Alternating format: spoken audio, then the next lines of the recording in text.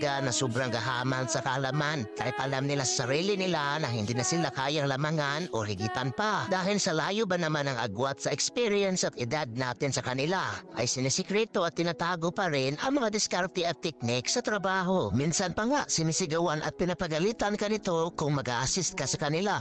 Ay naku sir, isa lang ang masasabi ko sa inyo. Gusto ko lang matuto sa kaalaman at taglay mo. Dahil alam ko naman sa sarili ko na marami pa akong matutunan at makukuha sa'yo. Pero hindi ibig sabihin nun sir ay mahigitan na kita o malalamangan pa. Hindi po ganun sir. Hindi ganun ang intensyon ko sa inyo. Gusto ko lang pong matuto para sa sarili ko, para sa future ko, at para sa pamilya ko. Ayaw mo ba nun sir na tinitingala kita at tinidulo dahil sa galing mo at naging parte ka ng paghubog ng pagkatao ko? Pero kung ganyan ka talaga ay wala na akong magagawa. Maghahanap na lang ako ng ibang tao na handang turuan ako. Alam mo, yung talento na meron ka ay di mo yan madadala pag nasa langit ka na. Pero ang kaalaman na nabahagi mo sa iba ay bit-bit nila yan hanggang sa huli nilang hininga. At yung pangalan mo ang palagi nilang maalala.